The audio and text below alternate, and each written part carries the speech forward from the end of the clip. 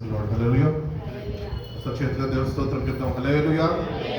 కుడి మీ అందరికీ ప్రభు అయిన యేసుక్రీస్తు నామములో వందనాలు. ప్రభు మిమ్మల్ని దీవించి ఆశీర్వదించి బలపరిచి నడిపించిన దాకా మరి ఇలాంటి సీజన్లో 5వ దినానికి వచ్చి ఉన్నాము. కాబట్టి ఎక్కువ దేవుని సమయం గడిపే వారిగా మనం ఉంటున్నామా లేదా అని మనం ఒకసారి పరిశీలన చేసుకుందాం. ఎక్కువ సమయము దేవునితో గడపడానికి ప్రయత్నిస్తాం. ఎందుకంటే 40 డేస్ లెక్కకు ఆల్మోస్ట్ 5 డేస్ ముగించేసాయి, ఇంకా 35 రోజులు మాత్రమే ఉన్నాయి. కాబట్టి స్పిరిచువల్ గ్రోత్ అనేది మనందరికీ కావాలి. ఆత్మీయ ఎదుగుదల అనేది మన ప్రతి ఒక్కరికి చాలా అవసరమైనది. కాబట్టి దేవుని వాక్యాన్ని మనం ధ్యానిస్తుండగా ఆ వాక్యము ద్వారా మన విశ్వాసము పెంపొందించబడాలి. ఆ వాక్యము ద్వారా మన ఆధ్యాత్మికమైన జీవితంలో మనము ఆత్మీయ బలాన్ని పొందుకునే వారమై ఉన్నారు. ఒకటి ఈ లెంట్ సీజన్లో ఒకటి ఫోకస్ చేయండి. ఏంటి అంటే దేవుడి బిడ్డలుగా అసలు ప్రభు నా కొరకు సిలువలో ఎందుకు మరణించాల్సి వచ్చింది అని సిలువ మీద ఉన్న ప్రభుని ఇద్దరిని రెండుని మనము పోల్చుకొని మన జీవితాన్ని మనం ఒకసారి సరి చూసుకుంటే కనుక అసలు ఎందు నిమిత్తము యేసుప్రభు వారు కల్వరి సిలువలో ఆయన నీ కొరకు నా కొరకు మరణించాల్సి వచ్చిందో చక్కటి ఆలోచనలు తలంపులతోని నువ్వు ఆ సిలువను ధ్యానిస్తుండగా దేవుడు చక్కటి ఆలోచనలు తలంపులతోని ఆయన నిన్ను నింపుతాడు. అంత మాత్రమే కాక అట్టి ఆలోచనలు నీకు కలుగు చేసి ఆ సిలువని మనం ధ్యానిస్తుండగా ఆ శక్తిని పొందుకునే కృపను దేవుడు మనకు దయచేస్తాడు. కాబట్టి దేవుని దగ్గరకు వచ్చి మనము యేసయ్య చెప్పిన మాటలు ఏమని చెప్పాడు యేసయ్య? యోహాను సువార్త 14వ అధ్యాయము 6వ వాక్యంలో ఒక మాట అంటే చూడండి. చర్చ్ గోడల మీద ఇళ్లలో ఈ వాక్యం ఉంటుంది ఎక్కువ.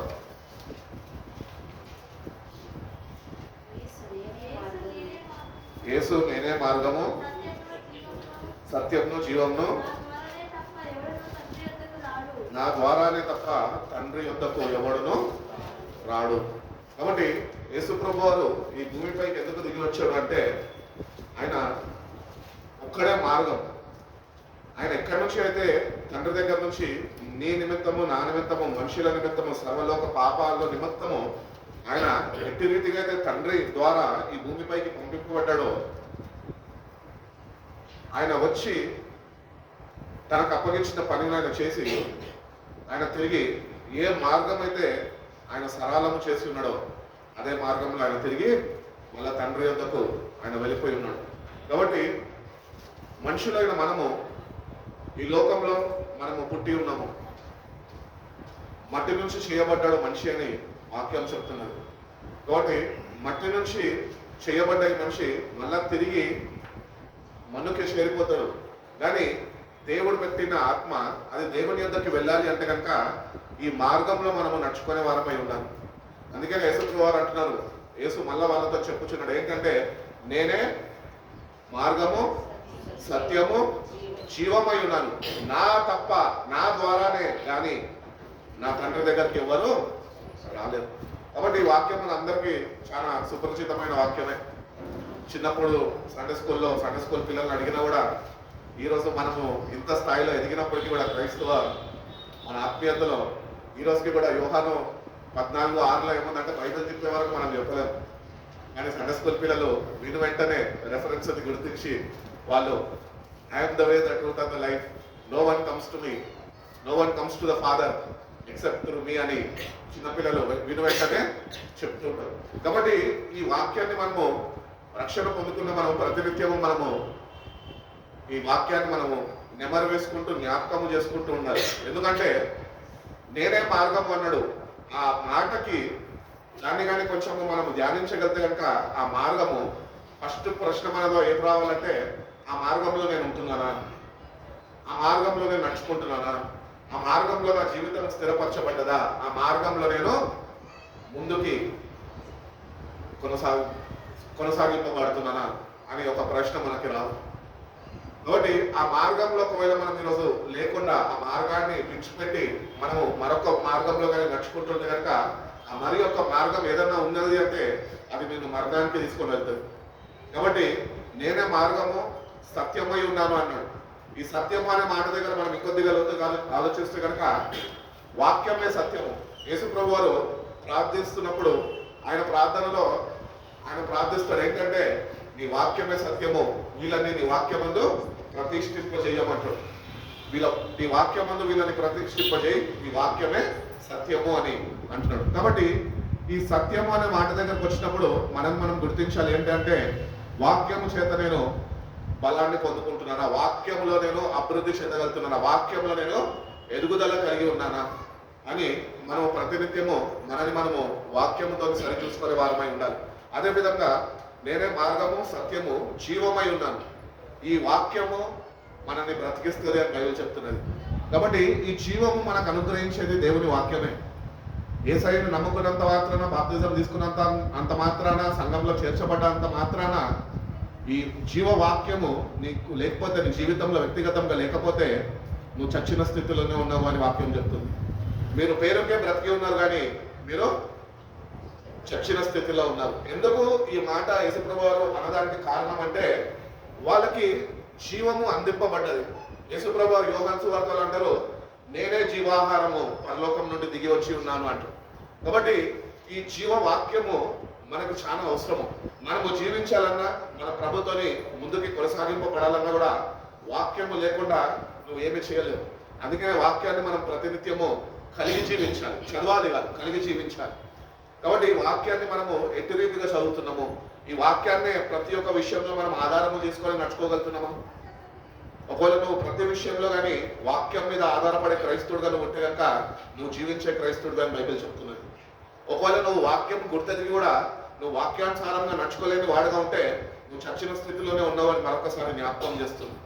కాబట్టి యేసుప్రభు దగ్గరకు వచ్చినప్పుడు యేసుప్రభు వారు ఒకటొకటి చెప్పారు ఏంటంటే, నేనే మార్గమై ఉన్నాను, ఆ మార్గంలో నేను నడుచుకునే కృపను నాకు దయచేయి ప్రభువా, ఆ మార్గంలో, ఆ సత్య మార్గంలో నేను ఎట్టి రీతిగా నడుచుకోవాలో నువ్వు నాకు నేర్పించు, అట్టి రీతిగానే మీరు సత్యమై ఉన్నారు కనుక నీ సత్యం ఏంటో నువ్వు నాకు బోధించు అని దేవుణ్ణి అడగాల. ఆయనకు ఏమని పెట్టారు పేరు? సద్బోధకుడా, అంటే మనిషి బోధకుడు. ఆయన బోధిస్తాడు. He will let you know what truth is. సత్యం అంటూ ఈ లోకంలో ఏమన్నా ఉన్నది అంటే ఏమీ లేదు, అంత అబద్ధమే. భార్యాభర్తల మధ్య ప్రేమ అబద్ధమే, తల్లిదండ్రుల బిడ్డల మధ్యలో ప్రేమ అబద్ధమే. సత్యం అంటూ ఏమన్నా ఉన్నది అంటే అది ఆయన ఒక్కడే. అందుకని అంటున్నాడు, నేను సత్యం, ఐఎమ్ ద ట్రూత్. కాబట్టి ఈ సత్య మార్గంలోనికి మనం పిలిచి ఉన్నాడు. ఈ సత్య మార్గంలో మనం వచ్చాము, రక్షింపబడ్డాము అంటే సరిపోదు, కానీ సత్యమందు నువ్వు నడుచుకుంటున్నావా? ఒకవేళ సత్యంలో నువ్వు నడుచుకోక ఇంకా అబద్ధంలో, మోసంలో నువ్వు బ్రతుకుతున్నావేమో, నేటికన్నా ఆ సత్య మార్గాన్ని వెతికి గైకొని ఆయన మార్గంలో నడుచుకో. అందుకని యేసన్న గారు కూడా చక్కటి పాట రాశారు. ఏమని రాశారంటే, నేను వెళ్ళే మార్గము నా యేసుకే తెలియను, శోధింపబడిన మీదట నేను సువర్ణముగా మారాను. ఈరోజు శోధనలు మనకు వస్తుంటాయి, కానీ నువ్వు ఈ మార్గంలో నుంచి కనుక నువ్వు సువర్ణంగా మారుతావని ఆ పాట యొక్క అర్థమై ఉన్నది. కాబట్టి వాక్యాన్ని, పాటని జతపరుచుకుంటూ భక్తుల యొక్క అనుభవాలన్నింటినీ మనం తలపోసుకుంటూ అటు భక్తి మనం కూడా చేయాలా, అటు శక్తితో మనం కూడా నింపబడాలి అని దేవుడు కోరుకుంటున్నాడు. అదేవిధంగా మనం చూసుకున్నట్లయితే జీవాహారము నేనే. ఈరోజు ఆహారము మనము రోజు తింటూ ఉంటాము. బహుశా ఉపవాస ప్రార్థనలు, లేకపోతే లెంట సీజన్ చాలా మంది తిండిని మానేసి కేవలం లిక్విడ్ డైట్స్ మీదనే ఉంటూ ఉంటారు. కాబట్టి ఒక ఆత్మీయుడు ప్రతిదినము దేవుడు అనుగ్రహిస్తున్న ఆత్మీయ ఆహారము చేత వాడు బలపరచబడాలి. నీ అంతరంగ పురుషుడు ప్రతిదినము నూతన పరచబడాలి అంటే కనుక దేవుని వాక్యము నువ్వు ప్రతిదినము చదవాలి, చదివి అర్థం చేసుకోవడానికి ప్రయత్నించాలి. కొద్దిగా కష్టంగా ఉంటుంది కానీ అయినప్పటికీ ప్రయత్నించాలి. అప్పుడు దేవుడు తన పరిశుద్ధాత్మ ద్వారా ఆ వాక్యమందు కనువిప్పు, ఆ వాక్యమందు వెలుగింపు అనేది మనకి దయచేస్తాడు. కాబట్టి ఈ నేనే మార్గము, సత్యము, జీవమై ఉన్నాను 3 అంశాలు ఇక్కడ ఉంటున్నాయి. మొట్టమొదటిది మార్గం. మన జీవితాల్లో ఎప్పటికీ మర్చిపోవద్దు మనం ఏంటి అంటే, ఈ మార్గంలో నేను నడుచుకుంటున్నానని ప్రతిదినము ఉదయకాలము లేవగానే వాళ్ళ రాత్రి పడుకునేంత వరకు ఈ మార్గము మీద నీ ఫోకస్ ఉండాలి. నీ దృష్టి మొత్తం ఈ మార్గంలో నువ్వు నడుచుకుంటున్నవాని నువ్వు ధ్యానించేవాడు ఉండాలి. నువ్వు ఆఫీస్కి వెళ్తుండొచ్చు, నీ పనుల మీద నువ్వు బయటకు వెళ్తుండొచ్చు, కానీ మార్గంలోనే నడుచుకుంటున్నావా, దేవుడు నిన్ను చూస్తున్నాడు అన్న భయభక్తుల్లోనే నడుచుకుంటావు. యోసేపుని చూసినట్లయితే ఐగుప్తులో ఉన్నప్పుడు పాపము చేయడానికి అవకాశం వచ్చింది, కానీ ఆయన మార్గము అంటే దేవుడు నన్ను చూస్తున్నాడు అన్న భయము ఆయనకు ఉన్నది. కాబట్టి ఆ మార్గంలో ఉన్నాడు కనుకనే ఆయన ఆ శోధన నుంచి తప్పించబడ్డాడు, పారిపోయినాడట. సో ఈ మార్గంలో ఉంటే మనకి కాపుదల, ఈ మార్గంలో ఉంటే మనకి భద్రత అనేది ఎప్పుడు ఉంటుంది. ఈ మార్గము విడిచిపెట్టినప్పుడే మన జీవితాల్లో కష్టాలు ఎదురవుతూ ఉంటాయి. ఈరోజు మన జీవితాల్లో కష్టాలు ఎదురవ్వడానికి ఒక కారణం ఏంటి అంటే ఈ మార్గంను మనం విడిచిపెడుతూ ఉంటాం. మనకి ఇష్టానుసారమైన మార్గం మనం వెతుక్కొని అక్కడ నడుచుకుంటూ ఉంటాం. అందుకనే కష్టాల పాలైతూ ఉండి మళ్ళీ దేవుని వద్దకు వచ్చి, దేవా ఈ కష్టాల్లో నేను ఉన్నానయ్యా, నన్ను దాటించు, లేకపోతే విడిపించు, లేకపోతే దాని నుంచి తప్పించు అంటాడు. అప్పుడు దేవుడు ఏమని జవాబు ఇవ్వాలి తెలుసా? ఏమీ లేదు బిడ్డ, మళ్ళా వాక్యంలోనికి వచ్చేసేయి, ఎందుకంటే ఈ వాక్యమే సత్యమై ఉన్నది. ఈ మార్గంలో మనం నడుచుకోవాలంటే ఈ వాక్యం మనకి ఎంతో అవసరమై ఉన్నది. అదేవిధంగా మనం చూసుకున్నట్లయితే సత్యమందు ప్రతిష్ఠింప చేయబడ్డామా?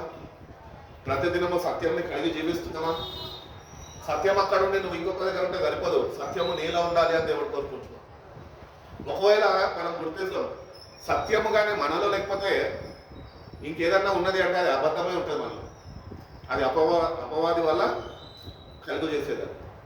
కాబట్టి మనం ఎక్కువ అపవాది చేతుల్లో మనం పట్టపడకుండా చుట్టుకోకుండా ఉండాలి అంటే మనము సత్యమందు నిలిచి ఉండేవారమైతే ఆ సత్యము మనలో ఉండాలి.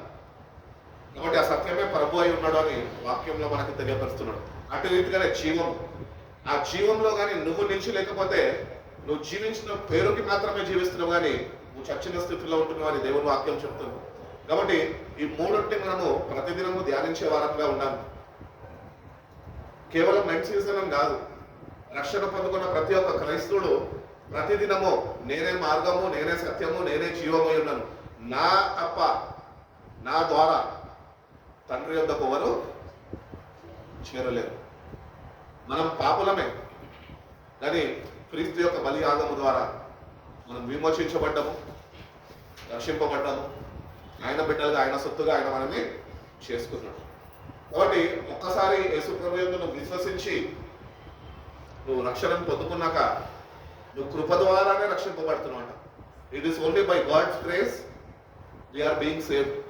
ఈరోజు మనం రక్షింపబడ్డాము అని అనుకుంటాం, కానీ పడుతున్నాము అని బైబిల్ చెప్తుంది. రక్షణ ఇంకా ఎవరికి దేవుడు అనుగ్రహించలేదు. ఆ అనుగ్రహించే దినము అతి త్వరలో అది ఆశీనమై ఉన్నది. కాబట్టి ఈ రక్షణ బాటలో నడుచుకుంటున్న మనము ఈ మూడు విషయాల్ని మనం ప్రతినిత్యము మన మనసుని నిలిపే వాటి మీద మన మనసుని నిలిపే వారిగా మనం ఉండాలి. నేనే మార్గము, నేనే సత్యము, నేనే జీవము, నా ద్వారా తండ్రి యొద్దకు ఎవరు రాలేరు. కాబట్టి ఏ నిమిషమో, ఏ గడియనో, ఏ క్షణమో ఈ లోకంలో మన యాత్ర ముగింపబడుతుంది. నువ్వు కానీ మార్గము, సత్యము, జీవమును కలిగి ఉంటేనే తండ్రి దగ్గరికి వెళ్తామని దేవుడు మరొకసారి నీకు నాకు అందరికీ జ్ఞాపకము చేస్తున్నాడు. రెండోదిగా మనం చూసుకున్నట్లయితే పేతురు రాసిన మొదటి పత్రిక 2వ అధ్యాయము 24వ వాక్యం. పేతురు రాసిన మొదటి పత్రిక 2వ అధ్యాయము 24వ వాక్యము. మనము పాపం విషయమై చనిపోయి నీతి విషయమై జీవించినట్లు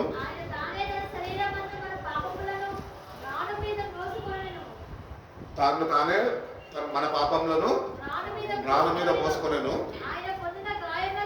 ఆయన పొందిన గాయాల చేత మీరు స్వస్థత పొందితిరి. He himself bore our sins in his body on the cross so that we might die to sins and live for righteousness. By his wounds we are healed. అందుకనే పాట పాడుకుంటాం కదా, నా కోసమా ఈ సిలువ యాగము, నా కోసమా ఈ ప్రాణ త్యాగము, నా కోసమా యాగము, నా కోసమా ఈ ప్రాణ త్యాగము, కల్వరి శ్రమదండి నా కోసమా, కల్వరి సిలువ నా కోసమా. కాబట్టి మన కోసమే ఆయన కల్వరి సిలువలో ఆయన అంతగా మన పాపమును, మన పాప భారమును అంతటిని ఆయన కల్వరి సిలువలో ఆయన మోసి ఉన్నాడు. కాబట్టి ఏదో యేసయ్య నీ కొరకు నా కొరకు చనిపోయాడంటే కాదు, కానీ నువ్వు సిలువను ధ్యానిస్తున్నప్పుడు రిఫ్లెక్ట్ అవ్వాలా. We have to reflect to the cross. సిల్వతోని మనని మనం సరి చూసుకోవాలి, సిల్వతోని మనం పోల్చుకోవాలి. ఎందుకు యాక్చువల్లీ సిల్వ మీద యేసయ్య వేలాడాడు అంటే నువ్వు నేను వేలాడాల్సింది అక్కడిది మన శిక్ష ఆయన భరించాడు సిల్వ మీద. కాబట్టి ఆ సిల్వలో ఏమైంది అంటే యేసు ప్రభు వారు దేవుని కుమారుడుగా శాపగ్రస్తుడుగా ఆయన మార్చబడి సర్వలోకంలో ఉన్న మానవులందరి పాపము ఆయన మీద తండ్రి అయిన దేవుడు మోపి ఉన్నాడు. ఇక్కడ ఈ సిల్వని మనం ధ్యానిస్తున్నప్పుడు ఇంకొక మాట మనం గుర్తించాలి. ఏంటి అంటే సిల్వలో మనం ఎప్పుడు ధ్యానిస్తున్నప్పుడు సిల్వని చూస్తూ ఉంటాము, లేకపోతే యేసయ్య ముఖాన్ని మనం చూస్తూ ఉంటాము, లేకపోతే కొన్ని పిక్చర్స్, కొన్ని మార్బుల్స్ ఇవి తయారు చేసి పెడుతున్నప్పుడు చూస్తుంటాం. కానీ చాలా మంది సిల్వలో అసలు ఏమైంది గుర్తించరు. సిల్వలో ఏమైంది అంటే తండ్రి యొక్క దేవుడి యొక్క ఉగ్రత మానవుల పట్ల ఏదైతే ఉన్నదో ఆ ఉగ్రత మొత్తము తన ప్రియ కుమారుడు అయిన యేసు మీద ఆ ఉగ్రత మొత్తము మోపబడ్డది. ఆ ఉగ్రత నీ మీద నా మీద రావాల్సిందని, మనము పొందాల్సిన ఉగ్రత, మనము ఆ ఉగ్రతకి లోనవ్వాల్సింది. కానీ దేవుడు తన ప్రియ కుమారుడిని నీ కొరకు నా కొరకు పంపించి ఆయన మీద ఆ ఉగ్రత మొత్తము ఆయన మోపినప్పుడు అప్పుడు తండ్రి సమాధానము పొందుకున్నాడు. అప్పుడు నెమ్మది, అప్పుడు తండ్రి యొక్క కోపము చల్లార్చబడ్డది అని వాక్యం చెప్తున్నది. కాబట్టి ఈ ఉగ్రత భయంకరమైనది. ఈ ఉగ్రతని దేవుడు ముందుగానే నీకు నాకు కల్వరి సిల్వలో పాపం వల్ల వచ్చు జీతము మరణము అని సిల్వ మరణాన్ని మన ముందు పెట్టి ఉన్నాడు. కాబట్టి రక్షణ సువార్త వినినప్పటికీ, రక్షణ పొందుకున్నప్పటికీ ఇంకా కానీ నువ్వు నీ రక్షణను నిర్లక్ష్యం చేస్తూ ఇంకా ఒకవేళ నువ్వు పాపంలో పడి ఉంటే కనుక ఆ సిల్వ మరణానికన్నా భయంకరమైన మరణము అది బైబిల్ చెప్పుచున్నది, అది రెండో మరణము. ఒకవేళ నువ్వు సిల్వని యేసు ప్రభుని రక్షకుడిగా అంగీకరించి ఇంకా నీ జీవితాన్ని నువ్వు మార్చుకోక ఇంకా పాపపు స్థితిలో నువ్వు పట్టబడి ఉండి ఒకవేళ కానీ నువ్వు మరణిస్తే కనుక ఆయన పొందిన మరణం కన్నా బహు భయంకరమైన మరణము ఒకటి నీ కొరకు ఉన్నది. అది మనం ఎప్పుడు మర్చిపోద్దు. ఆ రెండో మరణం నుంచి నిన్ను తప్పించడానికే ఆయన కల్వరి సిలువలో ఆయన ప్రాణత్యాగము ఆయన చేసి ఉన్నాడు. ఎందుకంటే యేసు ప్రభుని చాలా మంది అంగీకరిస్తారు, కానీ యేసు ప్రభు కొరకు వాళ్ళు ఏమాత్రము జీవించలేని వారుగా వాళ్ళు ఉంటారు. వాళ్ళ ఇష్టానుసారంగా వాళ్ళు జీవిస్తుంటారు, రక్షింపబడ్డం అనుకుంటూ ఉంటారు, పాపంలో చేస్తూనే ఉంటారు. ఆ పాపంలోనే ఒకరోజు గతించిపోతారు. అట్టి వారికి నరకం కాసుకొని ఉంది అని బైబిల్ చెప్తున్నారు. కాబట్టి యేసు ప్రభు యొక్క సిలువని మనం ధ్యానిస్తున్నప్పుడు ఒకటి గుర్తించాలి. ఏంటంటే నా పాపాలన్నీ నేటి వరకు ఏ పాపాలైతే నేను కలిగి ఉన్నానో చేస్తున్నానో ఆ పాపాలన్నీ ఆయన ఆల్రెడీ అక్కడ కల్వరి సిలువలో ఆయన నా పక్షాన ఆయన మోసి ఉన్నాడు. నువ్వు ఆయన ఎందుకు విశ్వసిస్తే ఆయన కార్చిన రక్తం చేత నువ్వు కడగబడడానికి ఇష్టపడి అతి విశ్వాసంతో నువ్వు సిలువని చేరుకోగలిగితే కనుక ఆయన కార్చిన రక్తము చేత ఆయన నిన్ను కడుగుతాడు, పవిత్రంగా మారుస్తాడు. అంత మాత్రమే కాక నీతిమంతులుగా తీర్చిదిద్దుతాడు. నీతిమంతులుగా తీర్చిదిద్దబడ్డ మనము ఆయన విశ్వాసంతో ముందుకి కొనసాగేవారుగా కృపను దేవుడు మనందరికీ అనుగ్రహిస్తారు అని దేవుడు చెప్తున్నాడు. అదేవిధంగా మనం చూసుకున్నట్లయితే కనుక అపోస్తుల కార్యాలు 5వ అధ్యాయము 31వ వాక్యం.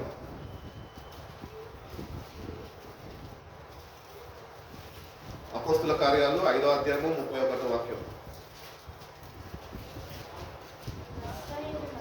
ఇశ్రాయేలులకు మారు మనసును పాప క్షమాపణ దయచేయుటకై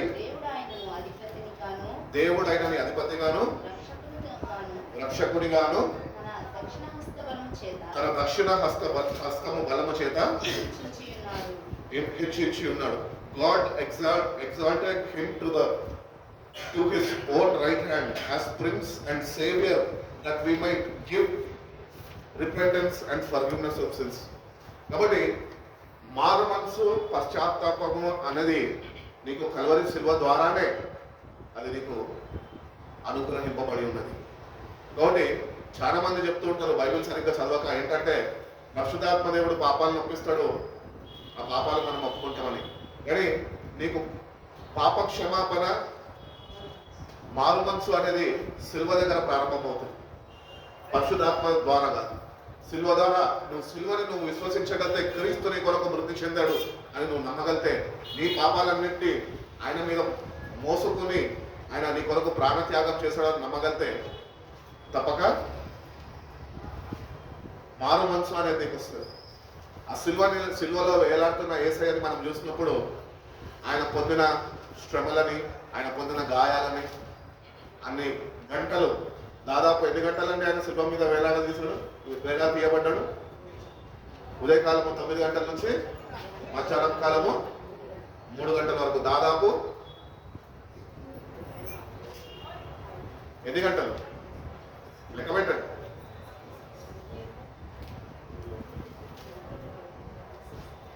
అమ్మా చెప్ప, ఎన్ని గంటలు? 3.5 గంటలు సిల్వ మీద ఉన్నాడు. కానీ సిల్వకి ఆయన పోయిన మార్గం అంతటి ఆయన కొరడాలతో కొట్టుకుంటూ ప్రారంభించి ఆయనని ఆఖరి తుది శ్వాస విడిచేంత వరకు 8 గంటల సమయం పట్టింది. సో నిన్ను నన్ను సర్వలోకము పాపం నంతటి ఆయన 8 గంటలు అనుభవించి ఉన్నాడు. అందుకని ఆయన యుగ యుగాలు పరలోక రాజ్యంలో ఉన్నత స్థానంలో సింహాసనం మీద ఆసీనుడై ఉన్నాడు. కాబట్టి this is the mystery which God has done in our lives. నీ నా నిమిత్తము మనకు ప్రతిగా ఎవరు మరణించలేదు, కానీ దేవుడు తన ప్రియకుమారుడిని నా కొరకు నీ కొరకు మన స్థానంలో మన మరణాన్ని ఆయన పొందుకొని ఆ విడుదలని మనకు అనుగ్రహించున్నాడు. కాబట్టి ఇశ్రాయేల్ ప్రజలందరికీ మారు మనసు ఇంకా పాప క్షమాపణ అనుగ్రహింపబడడానికే యేసు ప్రభు వారు ఆ కల్వరి సిలువలో ఆయన మరణించాడు. ఆయన మరణము మనకి ఎంతో ఆశీర్వాదము. ఆయన మరణించాడు, పునరుద్ధారుడై తిరిగి లేచాడు. 40 దినాల తర్వాత ఆయన ఆరోహణమై వెళ్ళిపోయినాడు. వాగ్దానము ఆత్మను ఆయన మళ్ళా 52వ దినము ఈ భూమిపైకి పంపించాడు.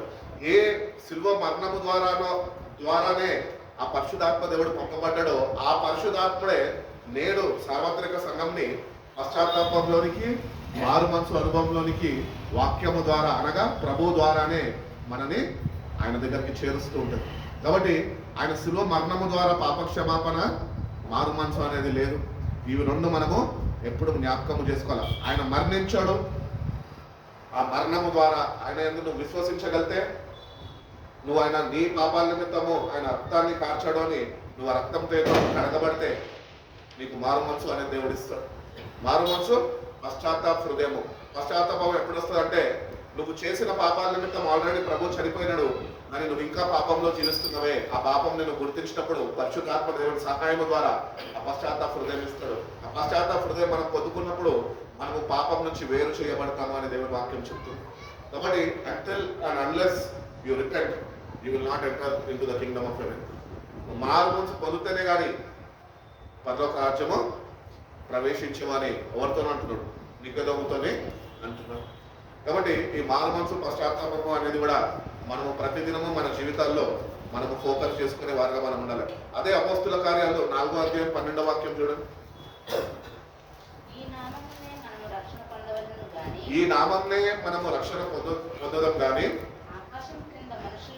ఆకాశము కింద మనుషులలో ఇయ్యబడిన మరి ఏ నామమున రక్షణ మనం పొందలేమని అనెను. కాబట్టి ultimate salvation is only through him. ఆయన ద్వారానే మానవునికి రక్షణ. మరి ఏ నామంలో నీకు రక్షణ ఇవ్వబడలేదు అని వాక్యం చెప్తుంది. కాబట్టి యేసయ్య నామంలోనే మనకి రక్షణ ఉన్నది. ఆ నామంని మనం ప్రతిదినము ధరించుకొని ఆ రక్షణ బాటలో మనం నడుచుకుంటున్నామా? ఒకవేళ లేకపోతే కనుక ఆదివారం క్రైస్తవులుగా మనం ఉండద్దు, లేకపోతే సభలు పెట్టినప్పుడు మీటింగ్ల క్రైస్తవులుగా మనం ఉండద్దు. కానీ మనము ప్రతిదినము క్రైస్తవులుగా ఆయన నామంని మనం ప్రతిదినము ధరింపజేసుకోవాలి.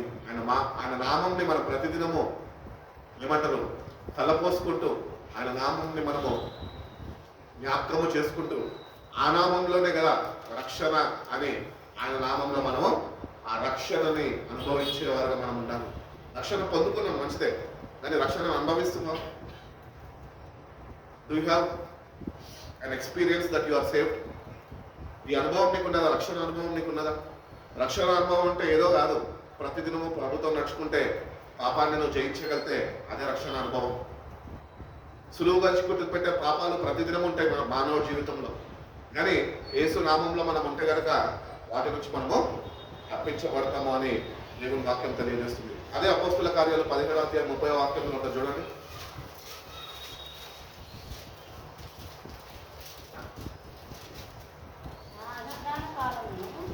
అజ్ఞాన కాలము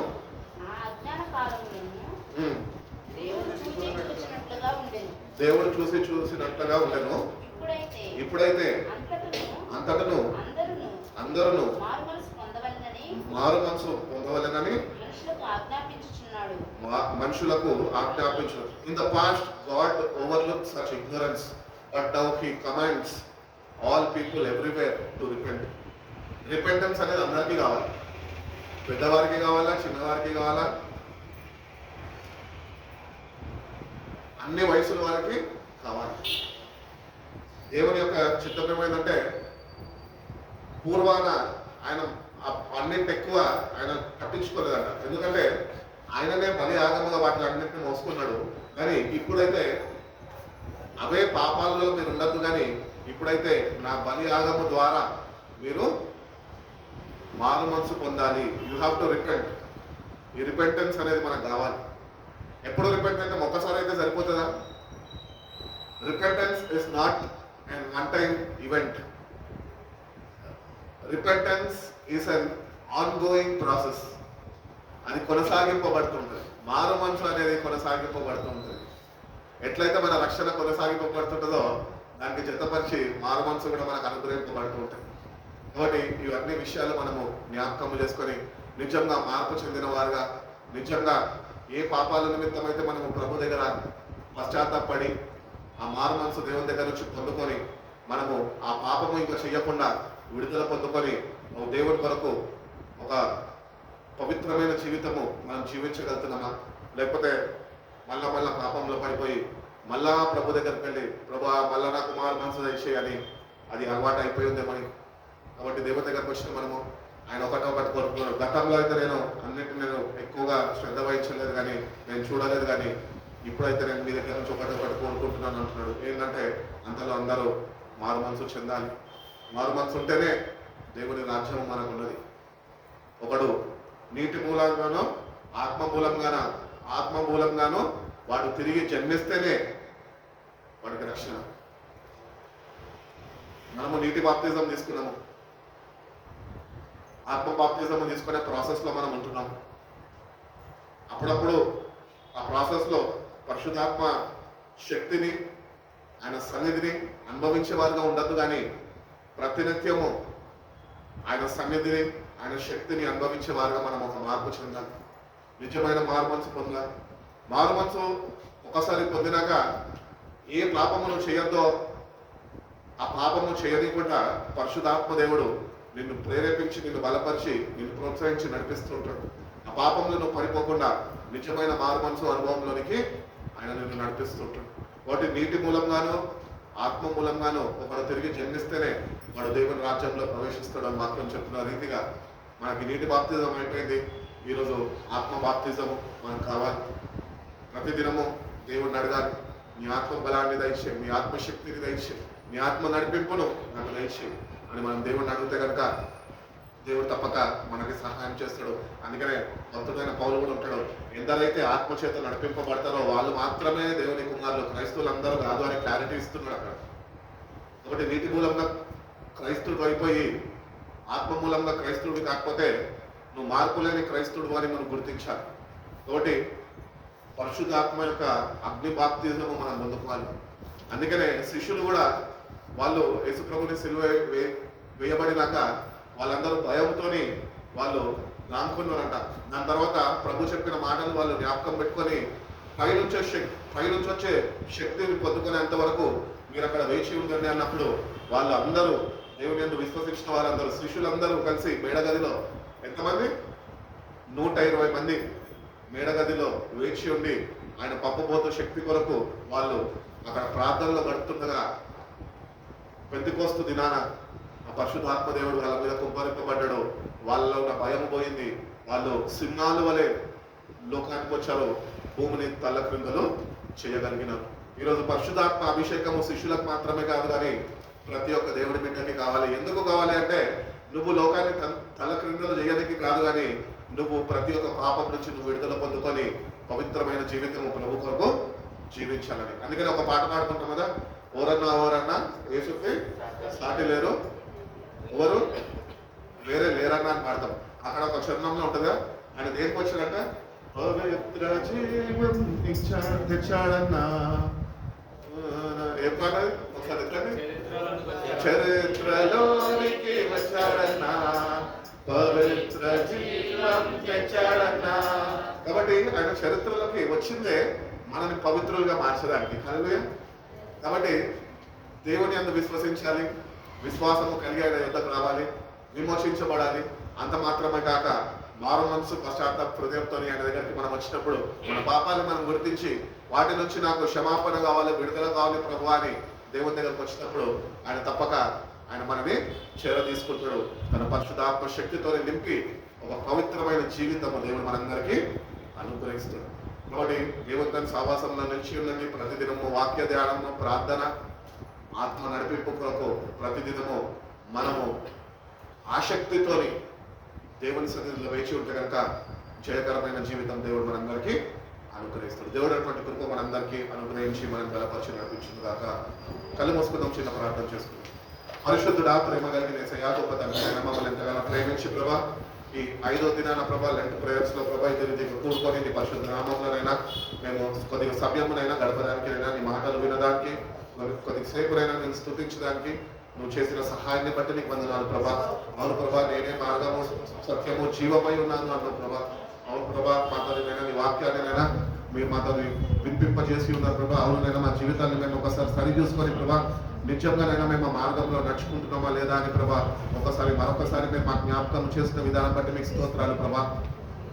ఆ సత్య మార్గంలో మేము నడుచుకుంటున్నామా, దాని ప్రకారం మేము నడుచుకోగలుగుతున్నామా, సత్యము మాలో ఉన్నదా అని ప్రభా మీరు మరొకసారి మీరు మాకు జ్ఞాపకం చేస్తారు ప్రభా. జీవము మాలో ఉన్నదా అని నైనా మరొకసారినైనా మీరు మమ్మల్ని ప్రశ్నించి ఉన్నారు ప్రభా. ఆ ప్రశ్నలన్నిటికీ జవాబునైనా ఏమై ఉన్నదోనైనా మేము గుర్తెరిగి ప్రభా, ఆ జవాబునైనా నీ వద్దనైనా మేము పెట్టి ప్రభా, సంపూర్ణంగానైనా ఆ మార్గమందునైనా, సత్యమందునైనా, జీవమందునైనా నడుచుకునే కృపను మా ప్రతి ఒక్కరికి మీరు దయచేయండి ప్రభా. అవును ప్రభా, మాకు బదులుగానైనా కల్వరి సిల్వలో మీరు మాకు మరణించారు. ఎందుకంటే ప్రభా మీ గాయాల చేత మాకు స్వస్థత ఉన్నది ప్రభా. నీతిమంతులుగా మేము తీర్చిదిద్దబడ్డాము అని వాక్యం చదివిస్తున్నారు రీతిగా ప్రభా. అవును ప్రభా, మమ్మల్ని నైనా మీరు ఎంతగానో ప్రేమించి మా పాపాలన్నింటినైనా కల్వరి సిల్వలోనైనా భరించి ప్రభా మమ్మల్ని నేను మీరు నీతిమంతులుగా నేను తీర్చిదిద్దిన విధానం బట్టి మీకు స్తోత్రాలు ప్రభా.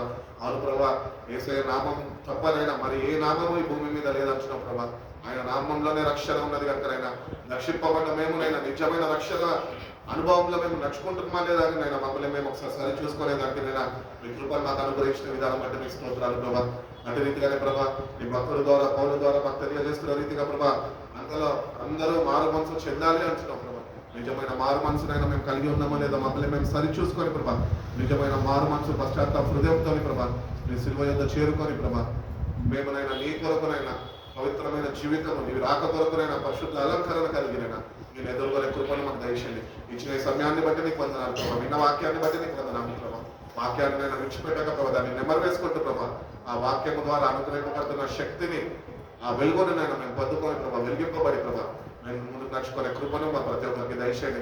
ఇంకా జరగబోతున్న దినాలన్నింటినైనా మీ చేతులకు అప్పగిస్తున్నాం ప్రభా. బిడ్డలనైనా మీరు దర్శించండి, బిడ్డలనైనా మీరు ప్రేరేపించండి ప్రభా. ఈ సన్నిధికి వచ్చినైనా ఒక దినంలోనైనా కొద్ది సమయం నీతో గడిపేవారిగా ప్రభా ప్రతి ఒక్క బిడ్డనైనా వాళ్ళు కూడా వచ్చే కృపను ప్రతి ఒక్క బిడ్డకు మీరు దయచేయండి. మార్గాలు సరళం చేయండి. వచ్చిన ప్రతి ఒక్క బిడ్డను బట్టి నీకు వందనాలు. బిడ్డలనైనా మీరు దీవించండి, ఆశీర్వదించండి, దర్శించండి. బిడ్డలు మీరు బలపరచండి. జీవవాక్య చేతనైనా బిడ్డలు మీరు తృప్తిపరచండి. సమృద్ధి అయిన వాక్యంతో ప్రతి ఒక్క బిడ్డ నింపబడి ప్రభా మీ కొరకు సాక్షులుగా ముందు కొనసాగి కృపను దయచేయండి. ఈ రాత్రికాలం దీవెనలు మీరు మాకు దయచేయండి. క్షేమకరమైన రాత్రిగా ఈ రాత్రి దయచేయండి ప్రభా. మా దేశాన్ని, మా రాష్ట్రాలనైనా మేము మీ చేతులకు అప్పగిస్తున్నాం ప్రభా. మీరు మాకు తోడుగా ఉండి నేను మీ చిత్తమైతే నేను మరొకసారి రీతిగా కలుసుకొని ప్రభా మీ నామంలో స్తుతించుకునే భాగ్యం మా ప్రతి ఒక్కరికి మేము దయచేస్తున్నాం.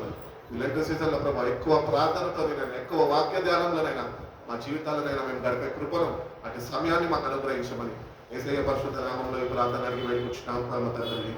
ఆమేన్. యేసు రక్తమే చేయం, శివ రక్తమే చేయం ప్రభు. యేసు రక్తం సంపూర్ణం ఇచ్చి నాశనం యేసయ్య పరిశుద్ధ నామముకు స్తుతి స్తోత్రం కలుగును గాక. ఆమేన్ ఆమేన్ ఆమేన్. ప్రభు పేరు అందరికీ వందనాలు. God bless you.